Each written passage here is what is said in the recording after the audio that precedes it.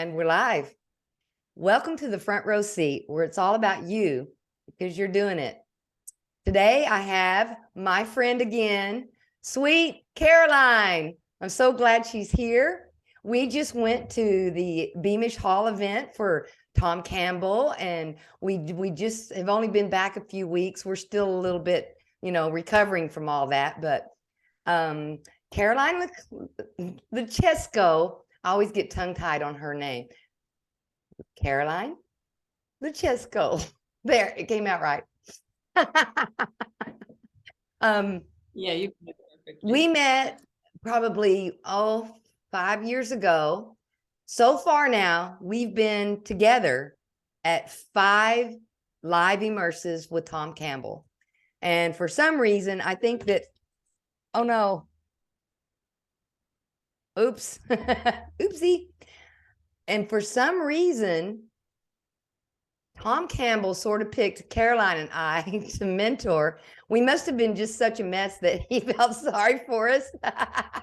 These two need some help. And so he has been mentoring the both of us for the last 5 years. And we both have done a lot of work on the fireside chat with Tom. And so Tom basically taught us, a lot of what he writes about in his book, My Big Toe, his theory of everything. And he taught us, how the simulation works.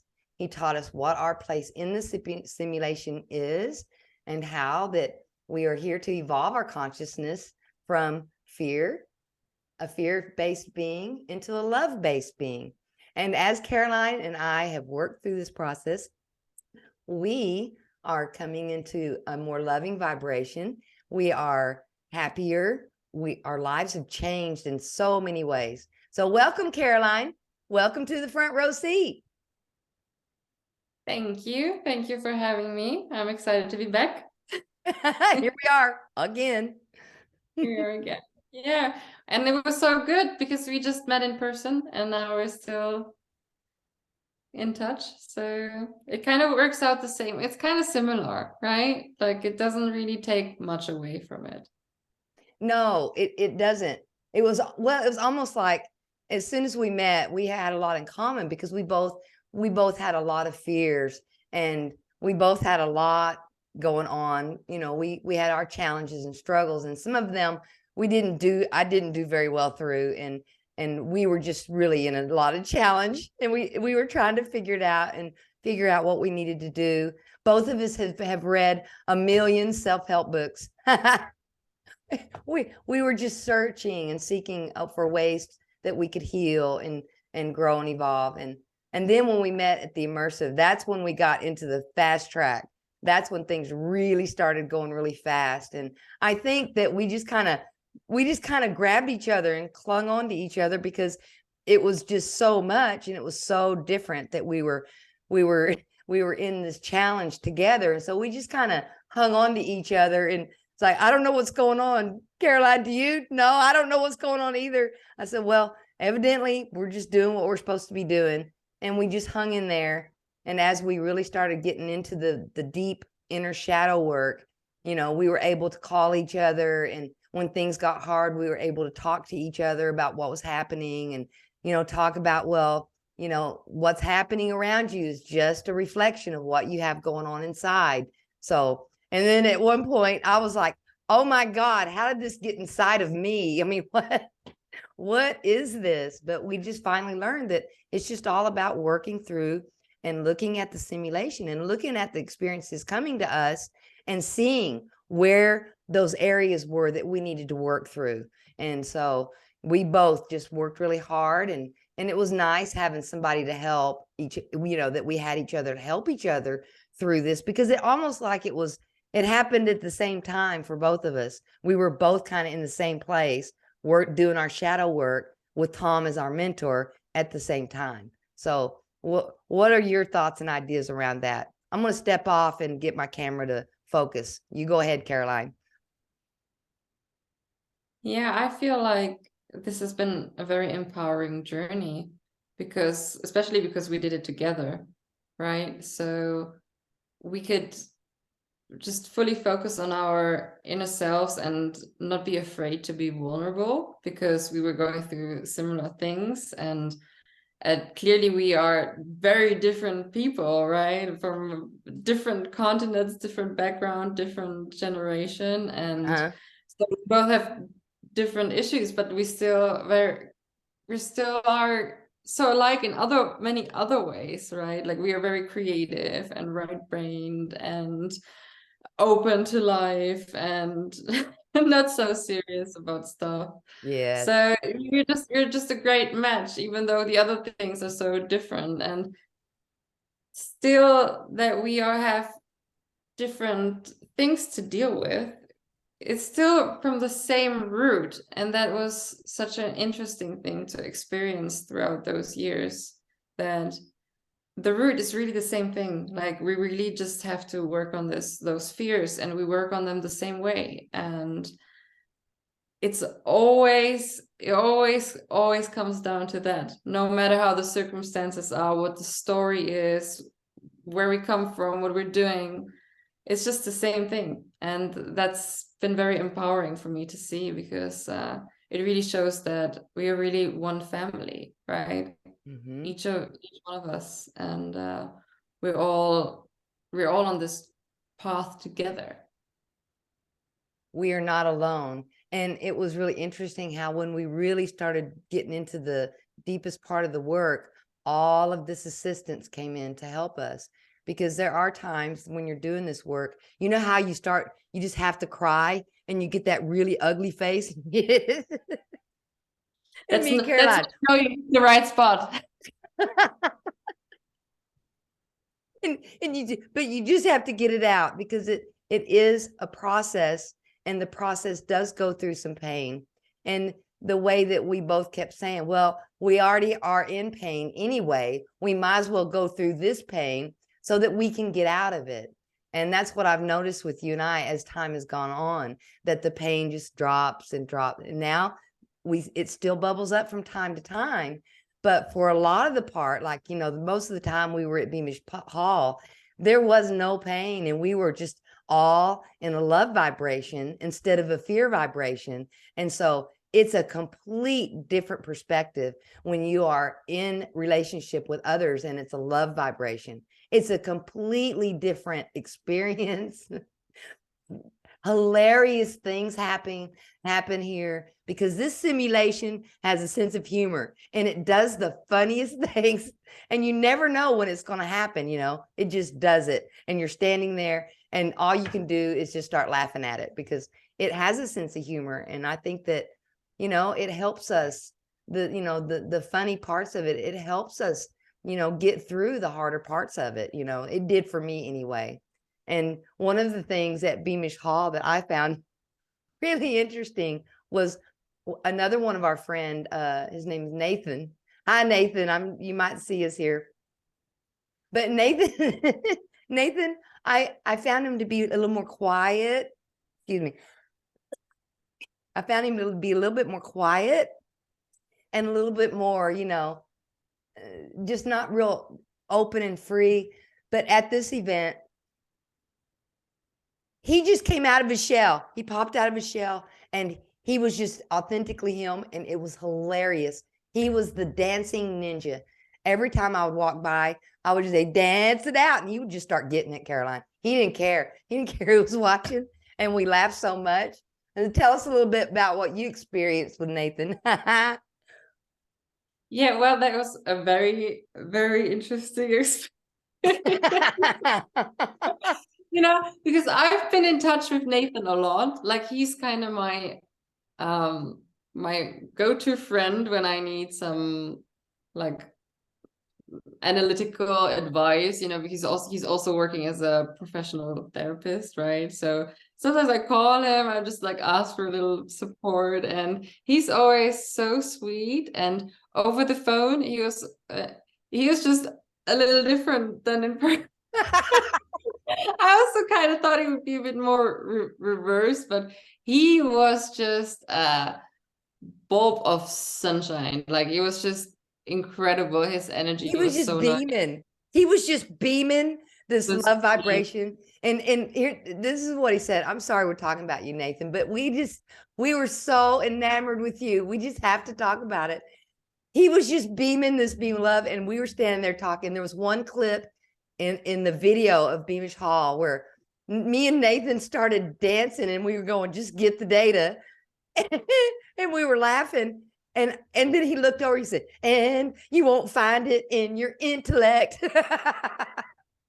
And so he broke loose from that left brain, logical, intellect, and got over into that intuition. And once he got there, it was like he just lit up from the inside, and it was just everywhere. And he was just beaming, and it was just such a sight to see. I know that he'd been working hard to get there, and he got there. Wow, he got there in a big way. It was just so fun to see him. It's that thing, break free or die trying. And he did. He's like, I'm getting loose from this thing. And he did. Now he's just being himself. He's a little crazy like us. But I think everybody's a little crazy. But I think, you can either let it out, or you can say, oh, this isn't normal, and repress it. But I think everybody has this kind of little crazy in them, because life is a little crazy here in this simulation, isn't it, Caroline? It's definitely a little crazy, and it's really fun to see that we express ourselves in so many different ways, and we all can take on different roles, right? And usually on the events, we were kind of like the clowns, like the making it fun. And I think this time we were like taking a step back more, and then Nathan came forward. Because we were just did such a good job of cheering up the crowd and making it like less serious. And that was such a gift, because we need people like that, because it can't all be serious, right? We need somebody to just start dancing and make some jokes and really just bring some light energy, because Tom's work can get a little bit stiff and intellectual sometimes, and too much around theory. So it's really nice to see that there's also a different aspect to it, right? Like the being alive, making life fun part, because life is supposed to be fun. Yes. And you know what I felt like at Beamish Hall? It was almost like, because you and I are very right brain creative. So we were kind of like the class clowns in the very beginning, right? Because we were already like that, and we were already silly as it was. So we were just our silly selves. And there was a lot more people who were more, intellectual and serious. And so Caroline and I were, lightening things up for each other, probably mostly. But at this event was different. It was like Caroline and I could just step back and relax, and everybody else was the class clowns. Everybody else was cutting up, and we got to just enjoy it and laugh at them because they were being ridiculous, and it was so fun. We had such a good time. Didn't it seem that way for you, Caroline? Like you could just kind of just sit back and watch them be silly for a change, right? Yeah, definitely. I think it was just a very good combination of people. Also very mature crowd. Also the questions were much more mature. So it wasn't like repetition after repetition, but it really had some good quality to it, and I appreciated that a lot. A lot of people that came for like already the second or third or fourth or fifth time. And even the newcomers were really mature and really open to just move along and get moved on by the thing. I think it was a bit more difficult for some that were new there, but I think they did very well, and they did enjoy themselves in the end. Yeah, and one thing that I, related to that we find that kind of happens is that when an event would start getting closer, it's almost like as you start moving towards Tom Campbell's energy field, which is him, it's almost like to be able to get close to him and stand in a room next to him, your vibration is going up. You really don't have a lot of choice in that, because his vibration is such a strong, clear vibration of love. When you step in and get next to Tom, your ugly ducklings are going to come up and pop out, and they're going to be running around all over the floor. And so, but it's a good thing, because then you can work on them and change that ugly duckling into a beautiful swan, because now you can see it clear. You can see where that area is you need to think around and ease that vibration of fear, and, you know, whatever negativity you've got around that, those beliefs or whatever you've got going on.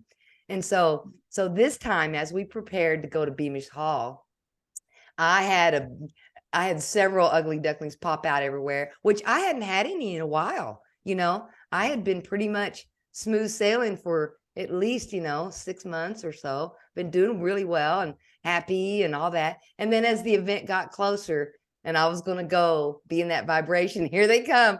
These ugly ducklings just popped out everywhere. I said, oh, here we go. We're doing this again. So I just started looking at them. What are these? What do these stem from? Going back into my mind and thinking around them and seeing what they were, because I knew it was a reflection. I knew it was mine. So I, went in and did the inner work to see what those were. So do you find that to happen to you when you go to an event where Tom Campbell's going to be?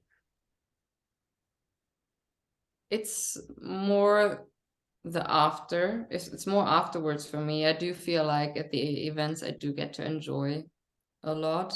I do get to meet people that I like and be around Tom, of course. It usually hits me afterwards, where I start to really reflect on who I want to be and where I need to go. And then, situations show up, like people trigger me and trigger the hell out of me sometimes. Those are my best teachers, right? Yes.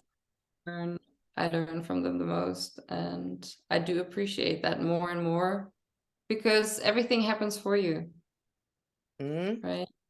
And everything at the right time. And I do think the situations that happen to us are just perfectly created for us, and it's always an opportunity, right? Every little negative emotion or reaction is just such a good opportunity to just get rid of that stuff and to really see reality for what it is, which is really kind, and nice, and really not so bad. Just a It's matter not of so bad. The bad is in us. And then because this is a reflective simulation that we're in, and it's just reflecting us back to us, whatever you've got going on the inside, it's coming no matter what. But it becomes unrecognizable. Go ahead. We live in a huge mirror. We do. We're mirror, mirror on the wall. This is where we're at. And it's a huge mirror.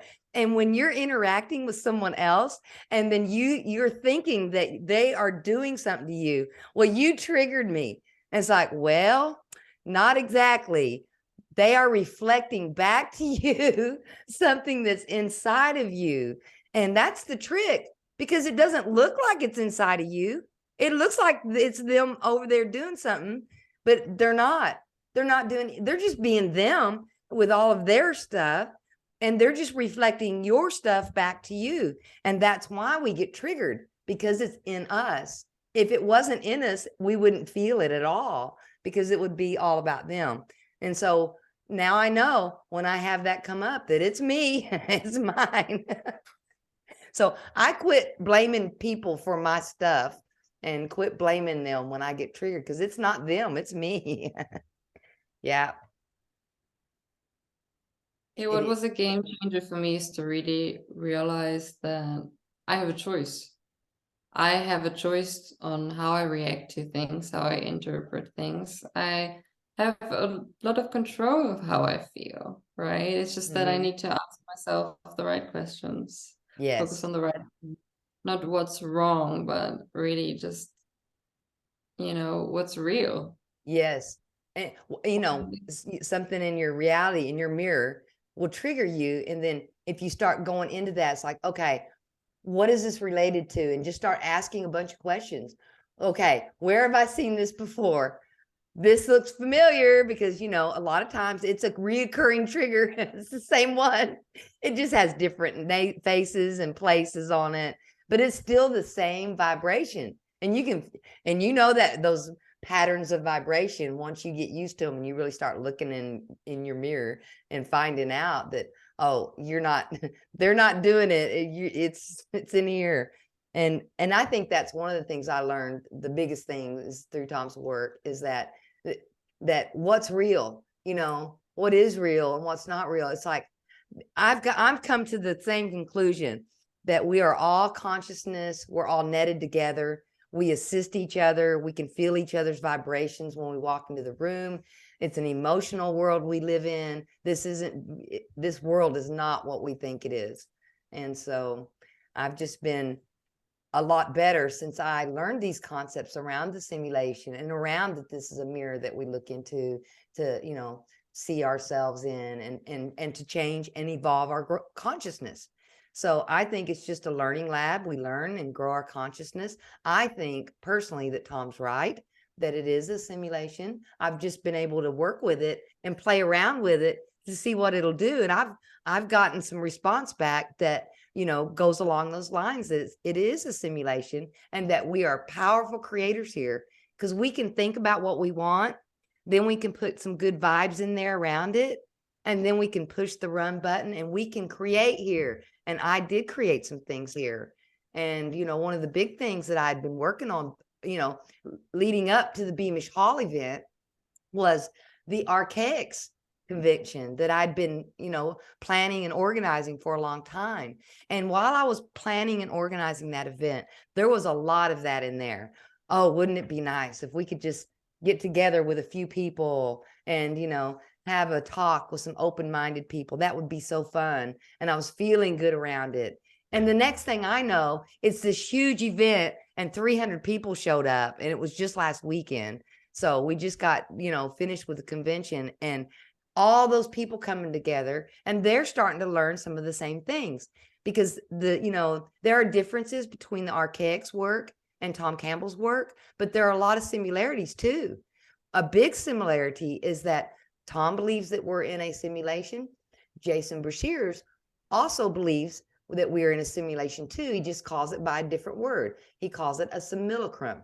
And that's the word that Jason uses. It's still a simulation. It's an informed field, and that it's a thing that we work with and interact with. And Tom says the exact same thing. So I think a lot of the concepts under, you know, Jason Brashears and Tom Campbell is exactly the same. It's like the window dressings are a little different, you know, because as you drill down into, you know, the old esoteric knowledge, the old Gnosticism knowledge, it all comes to the same conclusion, that we are in a simulation and that we are here to evolve our consciousness, because these stories of evolution of consciousness is all over the world in places that never had contact. So it's all coming to the same conclusion. It's just coming from a lot of different directions is what I think is going on. And, you know, Archaix, his methods are very different than Tom's, but it's the same underlying message. He calls it the immortal within. You're an immortal being, you know, immersed in a physical avatar. It's the same thing that Tom says. So anyway, at the event, you know, everybody is learning that they are immortal and they are here to evolve and grow. And it's the same thing. And they had these coins made. I wanted to show this one here and how beautiful it is and what it says on here, because it's really, really interesting what it says on here. See if we can get it to, there you go. There's the Archaix coin. And then on the back of it, it has this beautiful phoenix. You know, it's like the phoenix rising. As you do your inner work, it changes you on the inside. And on it, it says, you know, our world is not what you think. You know, we think this is a physical world we live in, but physical is not real. The only thing that is real is our consciousness, feeling, emotion, imagination, empathy, intuition. That's what's real here. And then we just play in this physical reality because that's how we can maneuver in this 3D realm and do what we do here. And then at the bottom of the coin, it says, break free or die trying. which means figure out who you are, go in and know thyself, and then learn to be the change you want to see out in the world, because we're doing it. And as we all go in and do this work, that is what changes the world. We don't want to try to change the world out there, because there is no world out there. The world in the universe is all in here. It's an inner verse. And that's what I've come to believe, because it just seems so much more logical, and for the experiences that I had. And then the last thing the coin says, which I love a lot, is we are more than we suppose ourselves to be, because we are powerful consciousness creator beings here, and we have the power to create. And that is what I love about Tom Campbell's work and Jason Bashir's work. So we finished the event, and it turned out so lovely. And it was so lovely to meet all the people there. And it's just the same thing that Tom's doing. It's the same thing. And I found that really interesting, that, coming from these two different directions, and it's just the same thing. So it was lovely to do the work, and I really enjoyed it. And so I left the Beamish Hall and went straight into the Archaix, convention. So now that that's done from last weekend, everything just finished all at one time. And the last 2 days, I didn't know what to do. I've been so busy doing all of this stuff that now it's all done. It's like, okay, what was I doing? So I've just been resting a little bit. So what have you been doing since you left Beamish? Well, I was traveling with some of the people in Beamish, which was very nice because it kind of kept the vibe alive a little bit.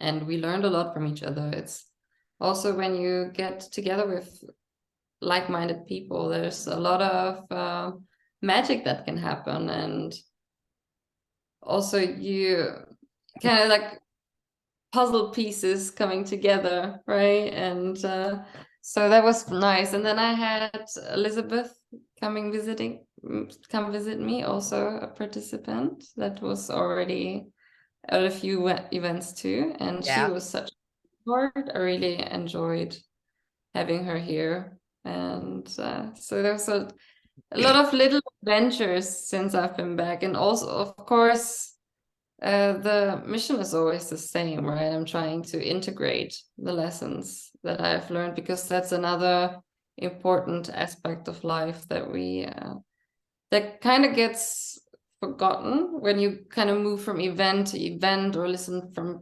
podcast, and you kind of try to suck in the information and then like hope that you will become that, but that's not actually how it works. Like, you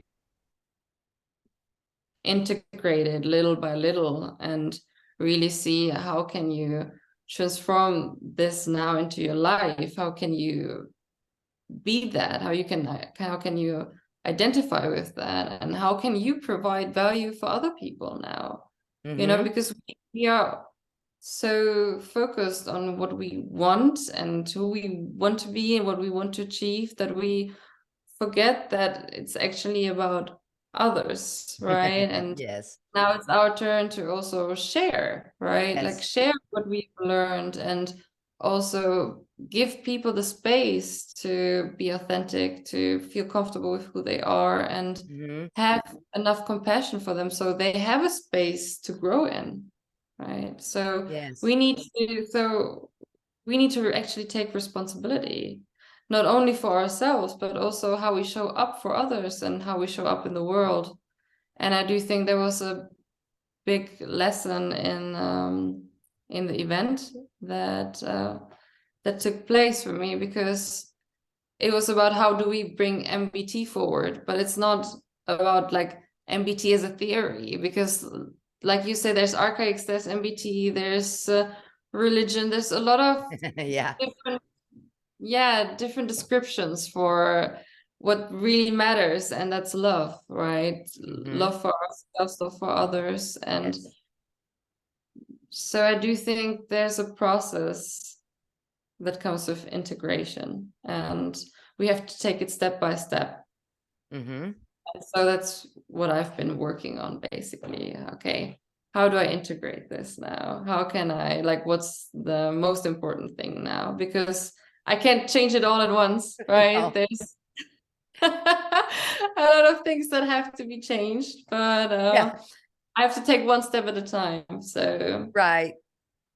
Well, it's like that thing, it's like once you can't unknow, and so when that you're doing it, and that this is that it's about you, and it's about your inner work, you as you start stepping down that road, and especially once you've worked with Tom Campbell, it's like that you're supposed to go share it with others, and you're supposed to share yourself as this evolution of your consciousness. You're supposed to share that with others too, and figuring out how to do that without being triggery, and because people have their own beliefs in their head about how this place works.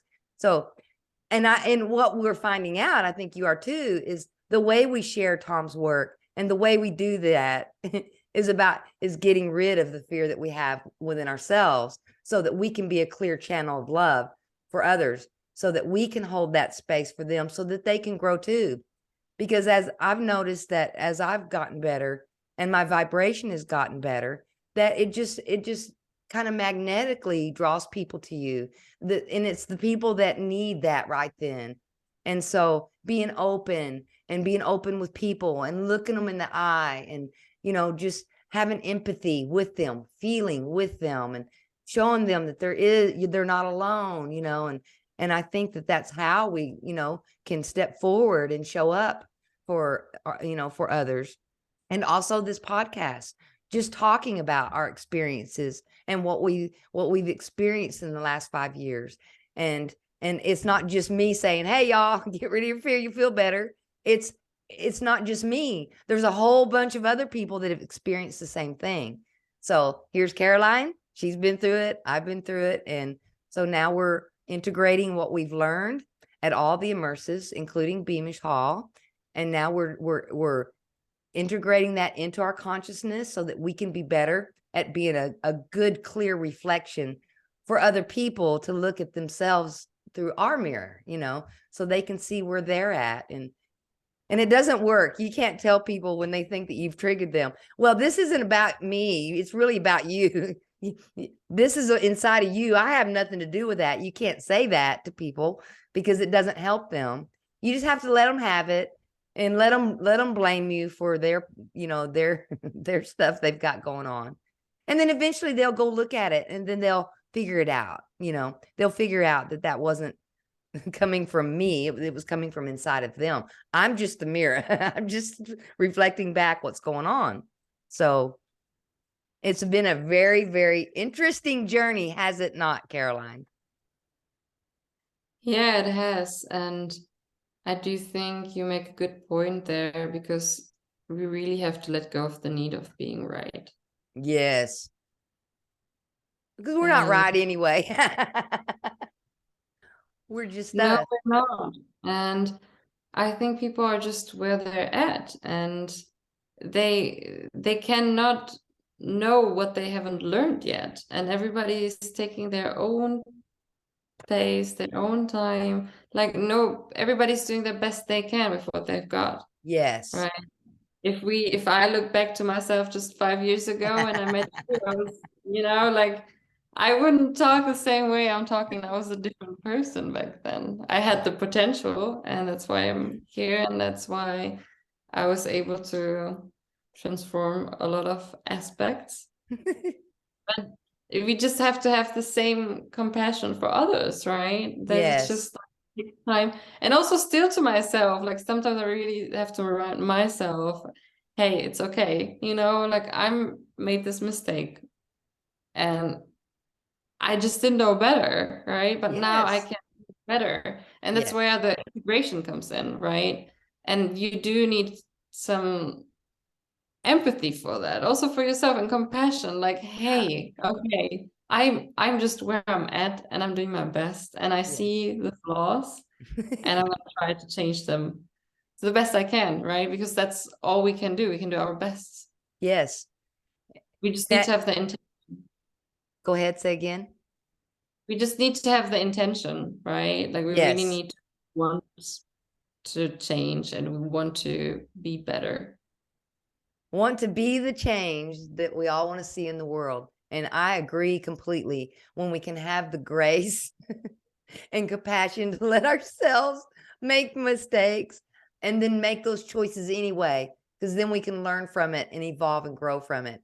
And then when other people are struggling and having challenge, having compassion for them too, because they're trying, you know, everybody's trying and everybody's doing their best. But we are in the fast track. This is a school. It's one of the hardest. Tom has said, now we'll never know for sure until we pass or we can see the thing from somewhere. We can't see it from here. But Tom can go out of body and go a lot of different places than we can go. And he said, we're in the fast track. We're in one of the hardest virtual realities that there is. So we're definitely all here because we mean business. We're here to change the world and change our consciousness and evolve. We are just all about it. And that's what we're doing. And I'm so glad that I feel better. I feel better since 5 years ago. You know, so it does work. This really does work. Hey, let's give one tool for everybody that we kind of learned. There is a form of knowledge, and it's called Toltec shamanism. And I have found that it has a lot of similar, you know, things in it that Tom Campbell's My Big Toe has in it also. And so in Toltec shamanism, there's a thing called recapitulation. And what it is you find, like, because we all have some painful memories of past things that happened in our past, because all of those things that we feel painful around, those things continue to get reflected in your simulation and back at you until you resolve the way that feels around those events. So one thing that you can do is called recapitulation in the shamanism. And Tom Campbell taught us a similar method, but he didn't call it anything. He just called it using your imagination. But excuse me, it's the same thing. In you know, the Toltec shamanism, you're using your imagination. And as you do this recapitulation, you go back into that event that you had that caused you some pain. And then, but see, what happens is you're standing there in the scene, you're looking around. Oh, this event, oh, this made me feel terrible. Oh my goodness. And you're standing there, but you're standing there as an adult. You know, a lot of times these things happen when we were younger, and we had the mindset of that younger person that didn't have all the information. So basically what it all says is that you can, because it's a computer simulation, you can go back and edit and alter the past feeling tones of it. So you go back in time, you go back to that event, you stand there as an adult and you go, oh my, this is not an understanding of what's actually happening here. And you can re-edit and put different data in there. For instance, oh, wait a minute, honey, you know, this is not what's going on. That happened because that person there has some fear or around something, and they believe something that may not be true. This has nothing to do with you. You're just a little child here trying to figure things out. This scene here is not even about you. So you can basically just not feel anything about this, and we can just walk off and let them have the problem. Excuse me, and let them have the problem. Well, you don't have to keep that problem for yourself. And as you go through this process and go through some of those most painful memories that you have, you will find that the feeling around those things decreases just ever so slightly over time. It doesn't take that long. I've done it on many of the, you know, things that I had, and it really, really changed the vibration around that really quickly. And here's what it did that I love. It stopped showing up so much in my simulation, in my reflection, because it was showing up all over the place. I would get the same vibration. It would just be in a different format. And what that process, recapitulation in shamanistic Toltec, or Tom Campbell's way in imagination, it resets those vibrations to a better vibration, because it's the vibration within us that is reflecting back to us.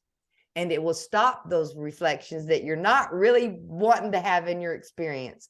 So there you go, everybody. what do you think about this process of resetting these things, Caroline? Yeah, it's been a very helpful tool for me too. I have been also. Does it work for you? It works very well for me. I think it just depends. I think every issue, every trigger has their unique solution. And I think that works well because all of those root feelings were kind of shaped in childhood.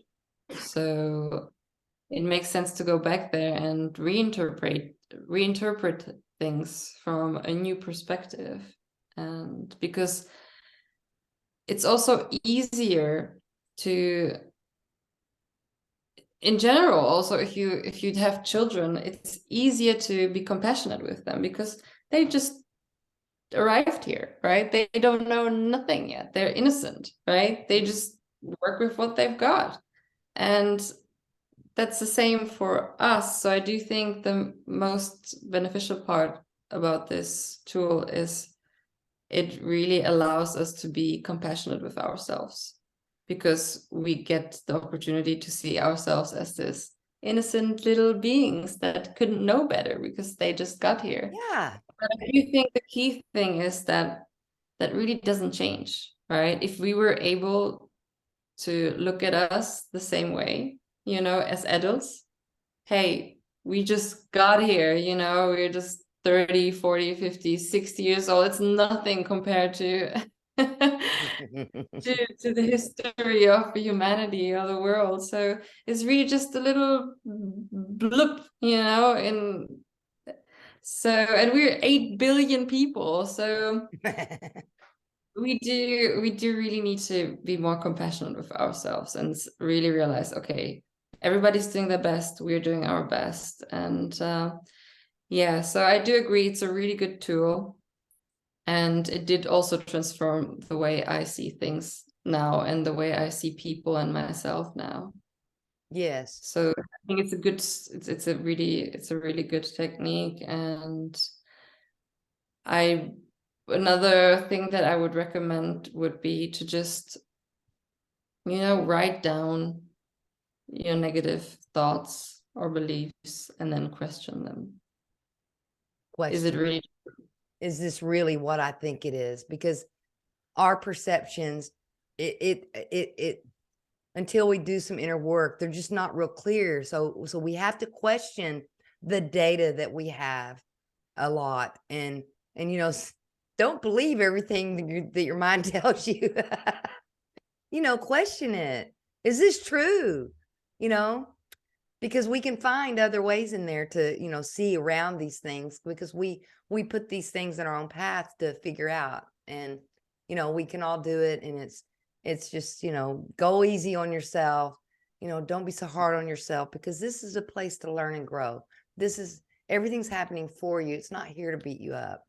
And because it's just so reflective, it's going to reflect us back to us until we kind of figure out what we're doing here. And remember, we're on the fast track. This is the hardest VR that we can do, but it helps us to grow the very fastest, so we can grow away from fear and into love at a much faster rate. So I think with that, Caroline, we've given, a tool to use that's helped both of us. And we've talked about what we've done this last month, and I think it's been a great time here. I am so glad that you got to come and share it with me again on the front row seat. I just love talking to sweet Caroline. Oh, thank you so much. I love talking to you too. We should do this more often. It's really fun. Well, we should. I'm trying to figure out how to do some of these things in a different way. And so once I figure that out, I'll be able to do these anywhere I'm at. So once I figure that out, we're going to, once a week, we got to come on here and talk about our experiences, because when we do that, it helps others to go in and see what's going on within them. And that way we can give back to what Tom Campbell gave to us. Definitely. And as long as we can provide value for people, even if it's just one person, I'll be happy to do that. Well, it's more than one person. I think it's about 20 now. It's so funny. We're doing it. And so you guys, thank you for coming to the front row seat, and we'll see you next time. Toodles.